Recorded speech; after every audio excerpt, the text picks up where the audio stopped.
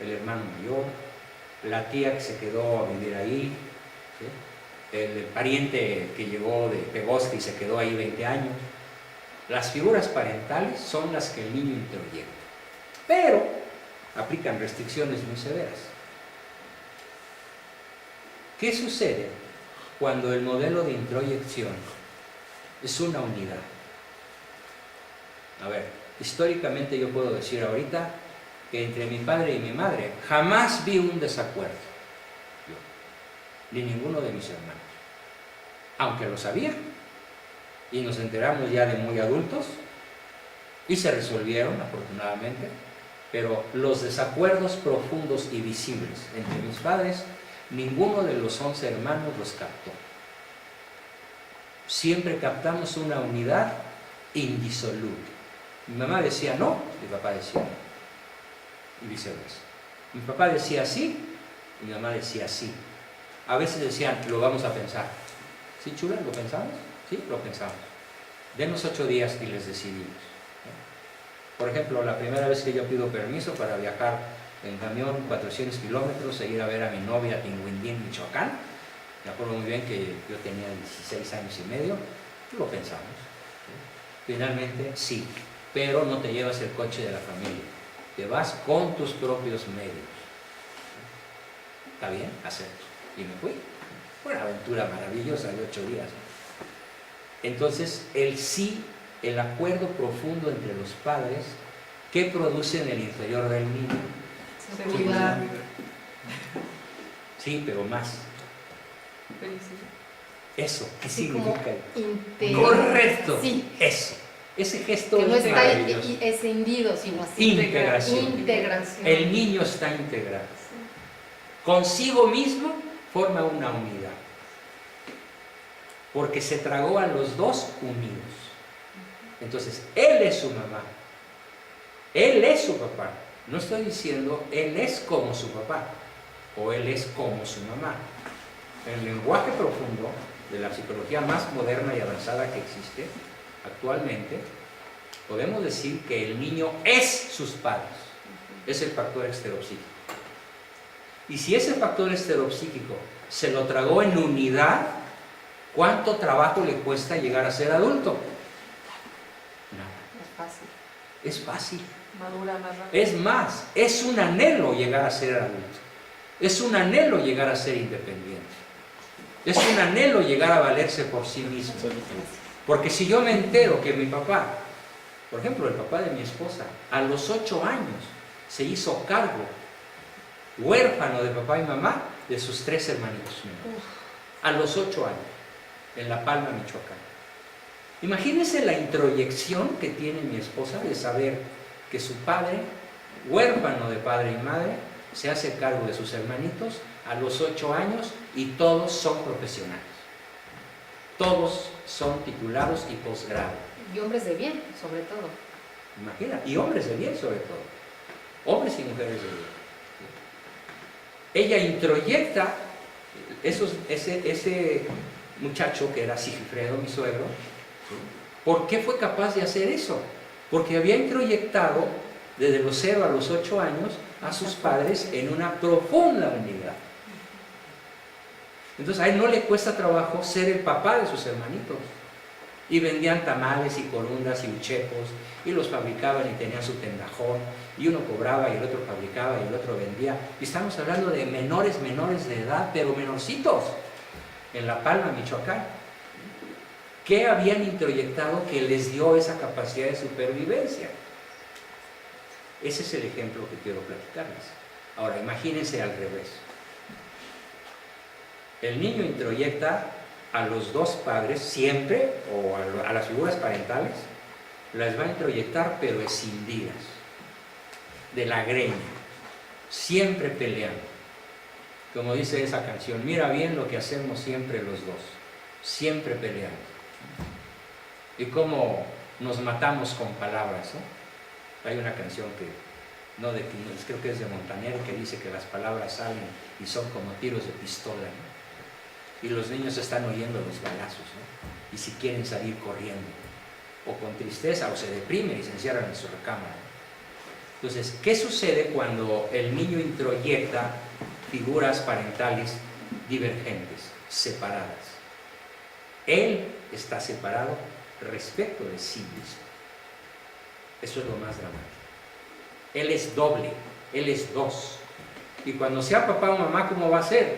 Va a ser 5, o 6, o 20, o 2, pero nunca en unidad. Entonces, ¿dónde se aprende la escisión de la personalidad? En la familia, en la casa. En el proceso de introyección, no de imitación, de introyección de las figuras parentales. Ítem más con esta bronca que ahorita estoy dilucidando. En todas las culturas se da, por supuesto, no hay excepción, pero la nuestra tiene un rasgo muy especial, se llaman mandatos dobles, que el niño introyecta como mandato doble. A ver, ejemplo. Niño, haz tu tarea. Y el niño empieza a hacer la tarea lentamente, con torpeza y con flojera. ¿Qué hace la mamá? Se la hace. Ay, ya, tú no sabes. Ya, ahora, a dormir. Él muchas veces me ha tocado manejar mamás que hacen la tarea de sus hijos. O mamás, nada menos el jueves, aquí estuvo una pareja y nos dimos un agarrón tremendo.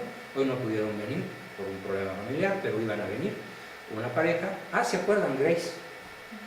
El problema es que ella se pasa hasta 4 horas diarias haciendo la tarea con sus hijos. ¿Cuál es el mandato real? Haz la tarea, pero nunca la hagas sin mí. O sin mí no puedes. O sin mí no puedes. Pero ¿cuál es el mandato verbal? Haz tu tarea. Pero ¿cuál es el mandato real? Pero no la hagas si yo no estoy. ¿Qué tal?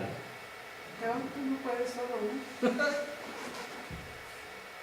Entonces yo les dije, ¿tú quieres cambiar el argumento perdedor de tus hijos? Desde el lunes, déjalos hacer la tarea solos. Es que no la van a hacer, que asuman las consecuencias.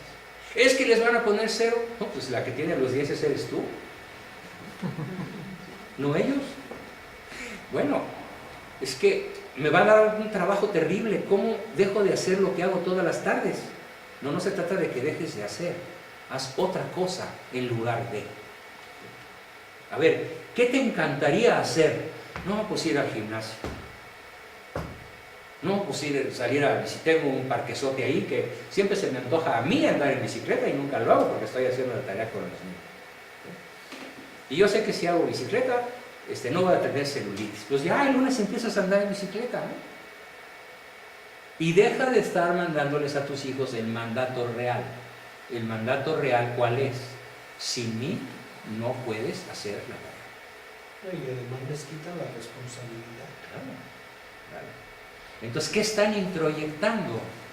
Impotencia, inseguridad, baja autoestima, incapacidad para resolver los problemas propios de su edad. La tarea de los niños es algo que es de ellos, no de los padres. ¿Sí? Tengo una duda con esta imagen porque veo que tiene muchas personalidades. ¿Sí? Muchas variantes. Sí, en mi caso, pues sí me considero ahí, pero no tengo todas. No, Casi la pero misma. de estas... Con cada una ya se considera, aunque no sea tan cambiante. Yo creo que tienes 2 de estas. Sí, yo también me identifiqué en 2. 2 de 5. De 3 tiros que le dio, nomás 1 era de muerte. Aquí son 5, bastan 2. Y entonces has producido un chamaco tremendamente dependiente, a tal grado que cualquier hombre que se cruce por tu vida es un rival de él. Fíjate. Piensa eso, Luciano. Por eso odia a Arturo. Y por eso miente contra Arturo. Y por eso calumnia a Arturo. ¿Y esto también se puede reversar? Esperemos que sí. Pero naturalmente necesitamos, todos los que estamos involucrados en este proceso. Y si yo no te he soltado, es porque yo también estoy involucrado. En la terapia psicoanalítica, el psicoanalista nunca se involucra con su paciente. En psicología realista sí nos involucramos.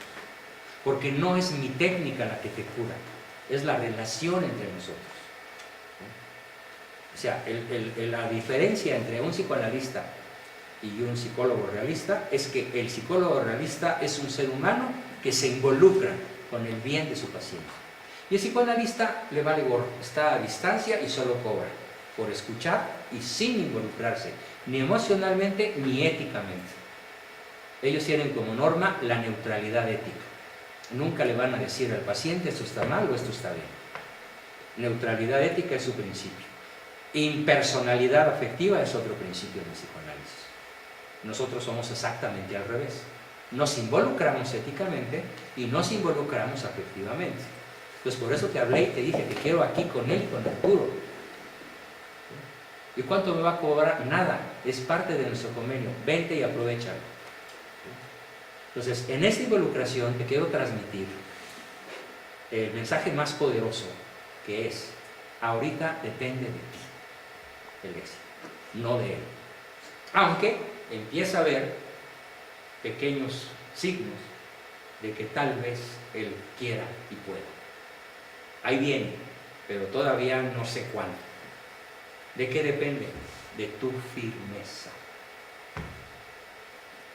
Ahora, califícate el nivel de firmeza. Tú califícate. ¿Cómo estás ahorita en comparación a hace 6 meses?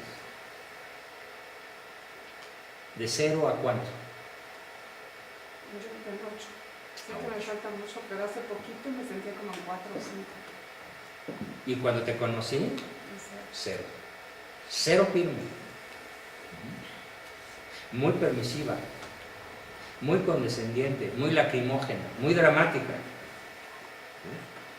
Demasiado dependiente de él. Ya se enojó, ya se fue, ya me gritó, ya, pobrecita de mí. No, distancia, distancia, distancia de sus emociones malas y cercanía a sus emociones positivas. Pero firmeza en todas tus decisiones. Que tú sí seas sí siempre. Entonces, borrar esta imagen múltiple en tu vida con él es tu única posibilidad de éxito. Vuélvete una. El gesto que hizo Lisette fue formidable, ¿no? No le puso palabra, pero ¿no?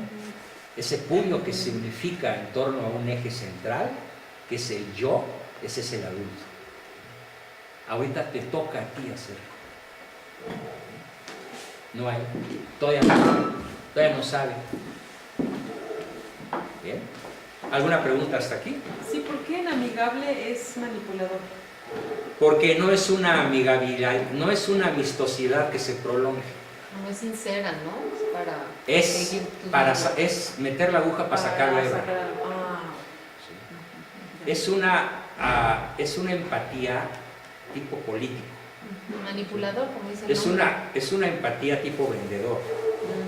Que sale la señora en bata, en tubos, con chanclas, sin peinar, llena de cremas, gorda, etcétera, y le dice, ay linda güerita, ¿qué me va a llevar hoy? Qué bien luce usted hoy. Qué bien luce usted hoy. ¿Sí? Ya. Y le vende lo invendible. Claro. ¿Sí? Y una persona adulta, ¿cómo puede reaccionar con uno como este? Como un vendedor, por ejemplo. Una persona adulta, ¿cómo reacciona ante un No. manipulador? Ante un La manipulador. reacción más inteligente es lo que llamamos reacción nula. Nula. No reacciones, Oye, que necesito esto, que necesito el otro. Nada. nada. No le digas, no te voy a hacer caso. Porque si le dices que no le vas a hacer caso, ya le hiciste caso. Una persona una manipuladora, ¿cómo reacciona un adulto ante una persona manipuladora? Sí, la Adulto pregunta está también. muy clara, ¿sí? Sí, no, padre adulto. O sea, Adulto con adulto, pues. No, sí, una O sea, persona cronológicamente adulta. Sí. Sí, Sí, un vendedor de 40 años que te quiere vender algo O un que tú no familiar. quieres comprar, o un familiar, Un familiar, que te un quiere primo. pedir prestado, que Exacto, te quiere un ajá. privilegio, que Que tú nada más sabes- te busca para eso. Exacto. ¿Qué haces? ¿Qué haces? No pelees. Nada. Cambias el tema. Exacto. Así. Cambias de tema, te vas, Ajá. Un no y lo que sí. no y lo que sí. Pues sí, ¿no? ¿Sí? No puedo ahorita. No Sí, quiero, no procede, no va. ¿Cómo Ahorita no quieres tú que te va tan bien? Ve la casa que tienes, ¿cómo es posible que seas tan egoísta? Pero es que Reacción eso es nula. chantaje. No, más bien Reacción. nada. Más bien no decir ni no ni sí. Ni no ni sí. Yo creo. Tú ya dijiste que no. Es eso. Y la reacción nula es no des explicación. Ok. Pero si dices, no te voy a dar explicaciones, Como ya ya, te enganchaste, ya perdiste. ya perdiste. Porque por ahí se va a meter. Ujú. Bueno, no me des explicaciones, dame razones. A ver, una razón y te la compro. Uy, ya se agarró. Y al rato vas a acabar diciendo, bueno, ándale pues. No te puedo dar 100,000, pero sí 10. Ya nunca los vas a ver, ¿eh? Sí, no. La pluma, el lápiz, el auto, el Ajá. dinero, Lo que sea. lo que sea. ¿sí? Y El la amistad. manipulador, ¿eh? Y también la amistad. Y también la amistad, por supuesto. Por eso es tan importante el que ante el que te manipula no reacciones nunca. De ninguna manera.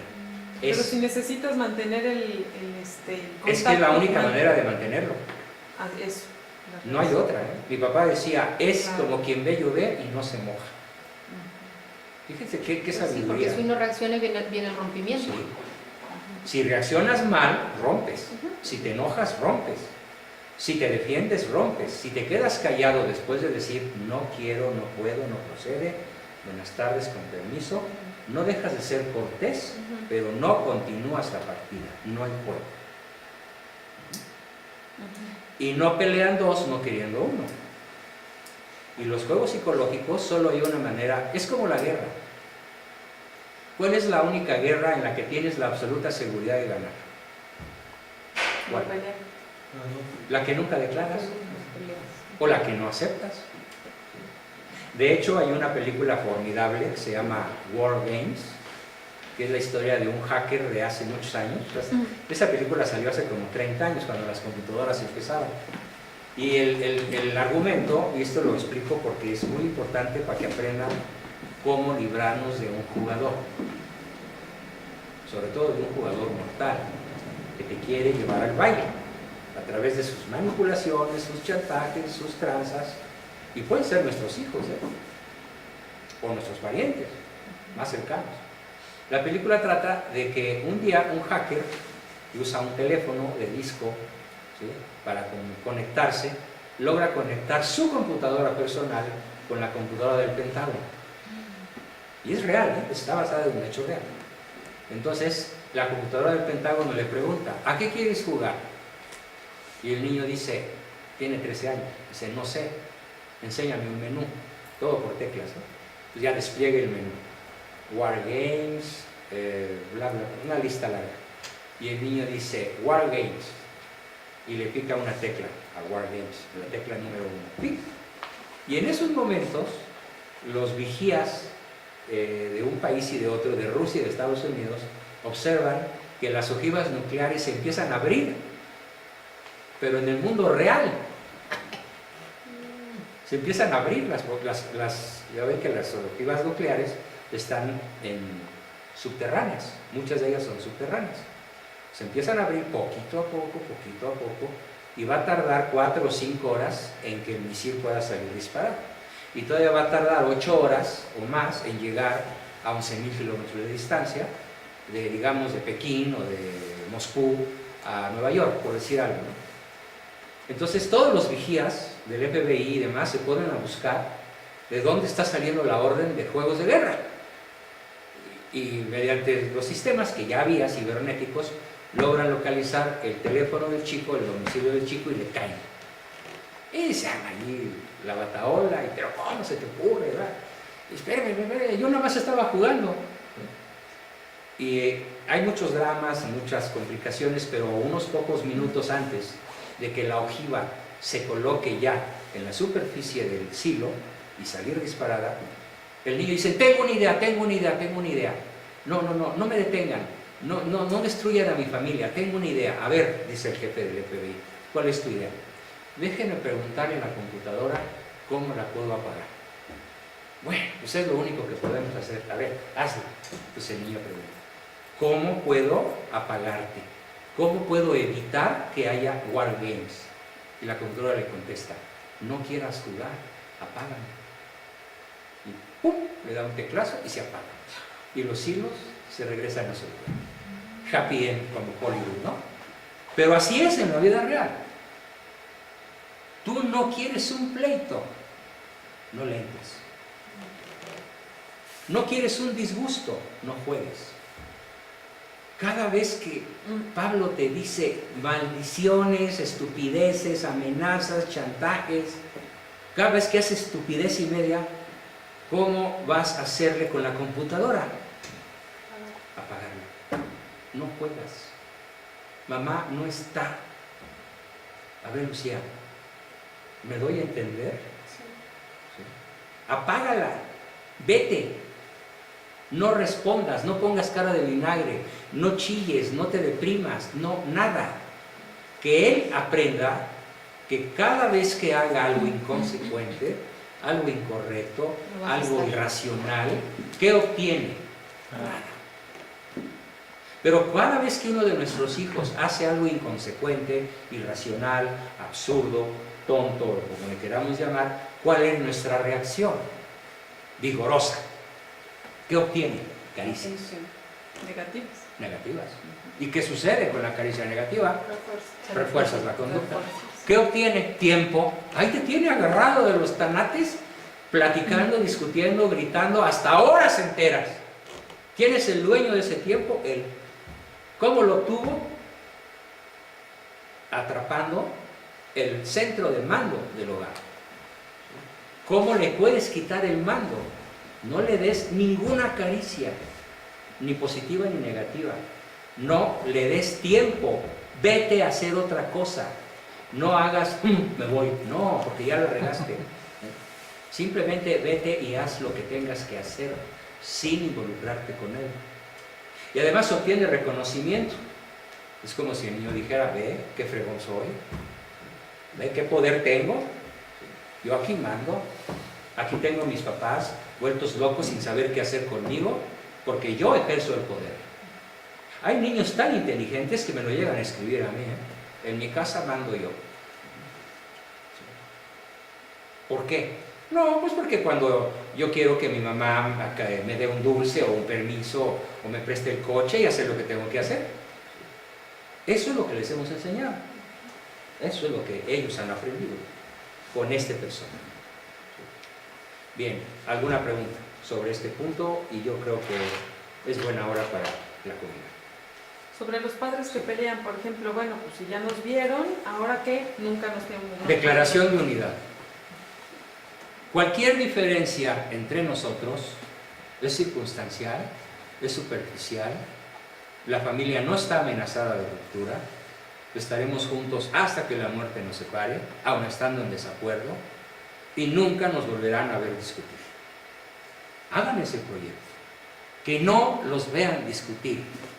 Claro, ya pueden entender que puede haber desacuerdos, pero sus desacuerdos se van a Sanborn, se van al café de enfrente, se van a dar la vuelta a la manzana, se escriben por WhatsApp o por internet o como puedan y dirimen sus desacuerdos, pero nunca en presencia de ellos.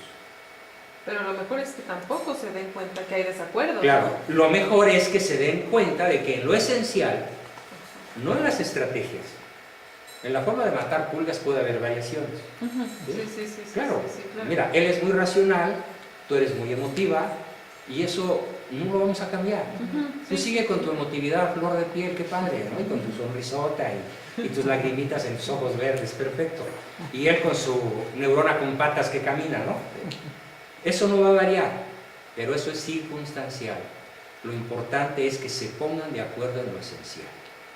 Y una cosa esencial es no peleen delante de ellos. No es nada complicado. Es ya, desde hoy. Vamos a dirimir nuestras dificultades, nuestras diferencias, en todos los ámbitos, ¿eh? Por ejemplo, en el ámbito religioso, en el ámbito teológico, en el ámbito educativo, en el ámbito que quieran, en horas que ustedes se den como pareja en otro lugar, o a una hora y de una manera en la cual ellos no tengan que ser como los que vemos tenis, ¿no? Y acabamos con el cuello trozado. Por favor. Eso de entrada, ¿no? Ahora, faltan las reglas más importantes. No he mencionado los 5 errores más graves y las 12 reglas más importantes, que son las que siguen. Nada más les voy a como a ir apuntando. Aquí tenemos la primera, pero eso es para después de comer. ¿Sí? Suaviter in modo, fortiter in re, que en latín significa suavísimo en la forma, fortísimo o firmísimo en la cosa o decisión. Suaviter es el superlativo de suave en latín. En castellano es suavísimo o suavérrimo, ¿no? Ya ves que la terminación érrimo es un superlativo contundente.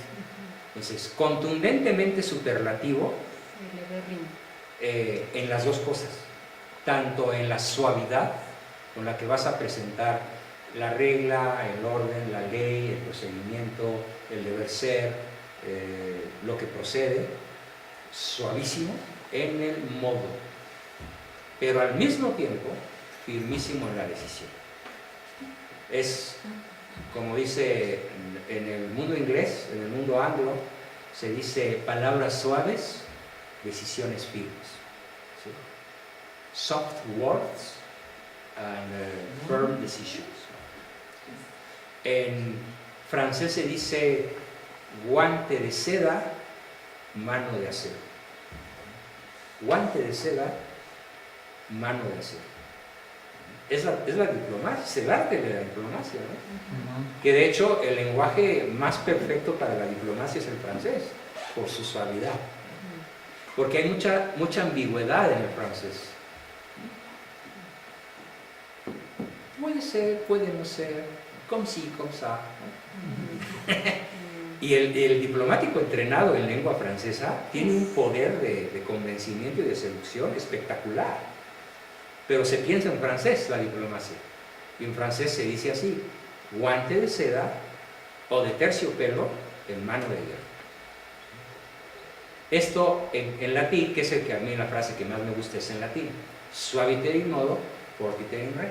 Tal vez porque fue lo que le aprendí a mi papá, ¿no? Y además se lo aprendí en la práctica. Cuando mi papá decía no, así lo decía: no, hijito, no. Y se iba. Ya sabíamos que el no iba a ser eterno. Era inmodificable. Podíamos ir a ver a su mamá, a la abuelita, a la tía, a su esposa, a nuestra madre. Podríamos ir a bailar a Chalma. No había manera de modificar, ni el sí ni el no. Aunque a veces él llegaba a nuestra recámara y nos decía: estuve en oración, reflexioné, y es de sabios cambiar de opinión. Sí. Ve. Tienes permiso. O sea, teníamos la garantía de que si, como él era tan honesto, si él se daba cuenta que su no había sido equivocado, podía rectificar. Claro, era una de 20, ¿no? O de 100, no sé. Era rara vez, pero así lo decía. Reconozco que no tenía todos los elementos para tomar la decisión. Ahora es de sabios cambiar de opinión. Tienes permiso, es correcto, adelante, no hay problema, tienes mi apoyo, etc. Entonces eso nos daba una certidumbre formidable. Y si además tenía la alianza de la madre, imagínense. Claro, con el paso de los años, él reconoció que su autoritarismo había sido excesivo. Pero dio, como el autoritarismo no era en caprichos, sino era en cosas importantes, en cosas realmente profundas. Allí sí era muy duro, más que firme. Pero con el paso de los años, él nunca abandonó el lema de es de sabios cambiar de opinión, que es el egoestado niño investigador, ¿no? El NA. Es el Aquiles, es el Sócrates, es el abierto al cambio, es el la regué, me equivoqué, no sabía. Eso es muy importante que nuestros hijos capten. No se trata de ser inconsistente, porque el inconsistente cambia por capricho en poco rato. No, se trata de hacer un cambio reflexivo cuando este cambio es justo o ameritable, ¿no? Bueno, pues vamos a comer. Si van a aplaudir, aplaudan, pero que se